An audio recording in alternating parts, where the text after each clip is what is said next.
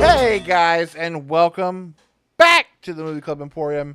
And we have been gone for a little bit. If you cannot tell by the bare ness of the set right now, we just not too long ago now finished moving. First time in 13 years. So there was a lot of stuff to move, and I'm a bit of a movie hoarder, as my wife screamed at me several times while packing boxes. I believe even some discs may have been thrown my way, but that's okay now because we are in our new home and we are finally back where we can start doing these again. And just in time because I'm super excited. It is our December Movie Club Christmas theme month. And this year we are doing Fa-La-Lycanthropy, aka Wendigo Winterland, because we are covering Werewolf and Wendigo movies all Christmas long. Uh, do not fret. Next year we will be back with Neo Noir November. We're just gonna kind of copy and paste this year's over to next year's.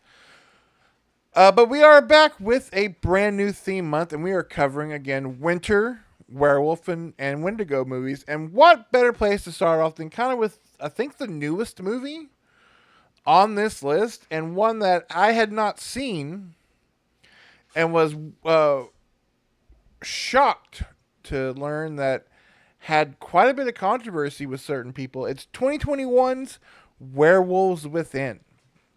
Now, full disclosure, I've neither played the board game or the video game that this movie is based off of. In fact, I knew of the board game. I did not know of the video game. But as soon as I started watching the movie and the Ubisoft logo popped up, I had flashbacks to that Assassin's Creed movie and was like, oh no. Um, I am happy to report I overall kind of had fun with this movie. It's directed by Josh Rubin, who is known more if you on a certain comedic game show on TikTok. He's on there a lot. He was in that really fun twist on an anthology movie on Shudder called Scare Me, that I really dug. And this is a very comedic cast. So you have Sam Richardson, who I haven't seen in a lot of stuff. I loved him on Detroiters, and when he would pop up on I Think You Should Leave. Of course, the is she AT&T lady? Milana Vaintrub. Um, I think she's AT&T. She's one of those commercial. It's not Flo, but although they're fun fact, Flo randomly pops up as like a demon receptionist in like one of the latter seasons of Angel, which is really weird. Um, see, I've been gone too long. I'm already on a tangent. This is a fun, I guess, adaptation of this video game, board game, where you have a small group of people. One of them is a werewolf, and that's kind of where the movie lives and breathes. But what makes it more of a comedy is just kind of this weird, eclectic group of characters. Because you have Richardson as this, like, super positive, but yet very kind of naive park ranger. Uh, we have our AT&T's spokeswoman. I feel bad. I can't remember her character's name.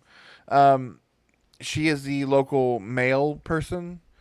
You have like the couple that like are really rich and snooty, or one of them is really snooty, which is the actor who I remember mostly from playing rich and snooty on American Horror Story, and his husband Guillermo from What We Do in the Shadows. Um, and they have like this weird couple that are very much a play on certain groups that have emerged here within the last say 5 or 6 years. And then this weird like potty mouth stoner couple. You have the old lady who owns the inn, the weird scientist, and then the guy who was trying to like talk them into putting a pipeline through their town. And it's just a bunch of really weird, almost like kind of like parody-esque characters. And some people have said this is kind of a spoof movie.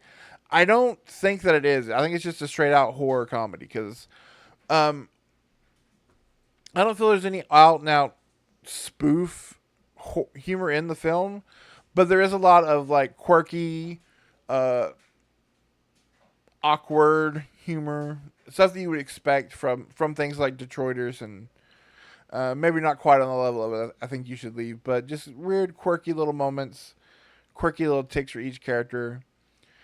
Uh, and then you all this compacted into there's a werewolf who's cut this town off and is picking people off one by one.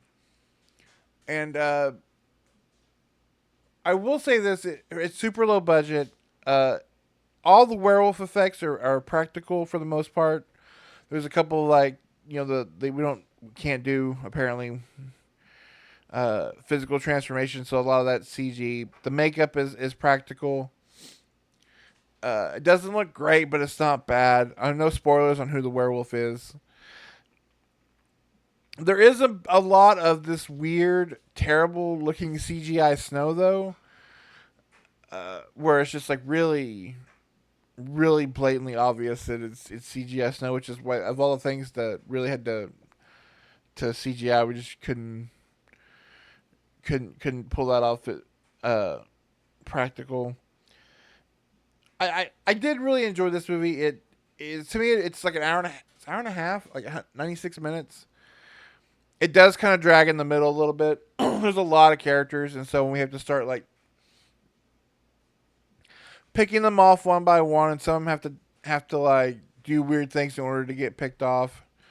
Um, there's a sudden turn for a character which doesn't make a whole lot of sense. Uh, but it leads to a really pretty awesome, gnarly uh, end in this movie. And there is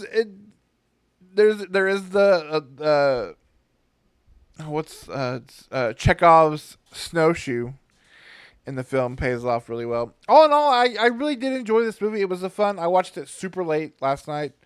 Um, Full disclosure, Nick and I did our stream for 2000s comedies. They ended about 10:30, 11:30, and I immediately tried to watch this movie. So I really did enjoy it that late at night. It was a lot of fun. It's a movie that I think revisiting with like Amber or Ashton, I think they would enjoy it. It's to me, it's not as like weird or like in your face as they say something like Wolf Cop was, but it also kind of is a little draggy. I don't know if you could get away with doing stuff that's as outlandish as what's in Wolf Cop, but for a fun little like come out of nowhere video game adaptation of this obscure video game, it's a fun little horror comedy, and so I would recommend it. It's a lot of fun. Uh, if you would like to see kind of like a more serious approach to people in a hotel being terrorized by the idea of a werewolf, um, I'd tell you to play the game, but I don't know if I've never played the game. I will tell you to go ahead and watch the episode of Tales from the Crypt. Number one, because any excuse I have to tell you to watch Tales from the Crypt. But there's an episode, I believe it's in season 4. It's one of the mid seasons.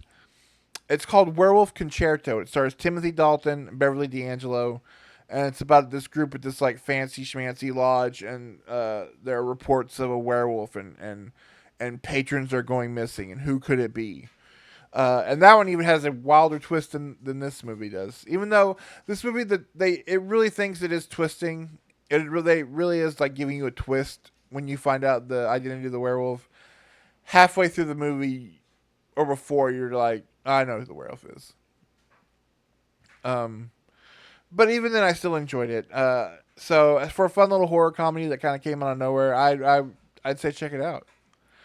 Next week we are watching again a movie that I have never seen. That's the thing. These movies I am enjoying all of these festive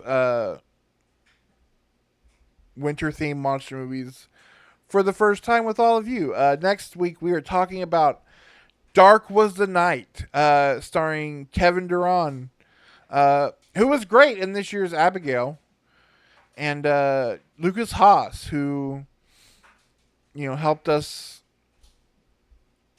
Isn't he the one in Mars Attacks that has the grandma who? I'm really good at this, and you can tell that there's no rust whatsoever on me doing these videos. But that's going to be next week, so this is mostly just me saying we're back, and if you're curious, Nick and I's thoughts on 5 specific early 2000s comedies and whether or not they hold up or are still funny, which are the same thing in some ways. You can check that out over at our Twitch channel at twitch.tv/The Movie-Club Emporium. It'll be up here on YouTube here probably in a couple of weeks. If you'd like to watch it now, there's always the Patreon page, but there's not a lot going on over there. So until we start getting some frequent visitors over there. So for now, you can watch it on Twitch. It's still there. And until next week, when hopefully I am back in the swing of things. Stay warm, stay festive, happy holidays coming, and be nice to your mail carriers. It's cold outside. See you guys. Bye.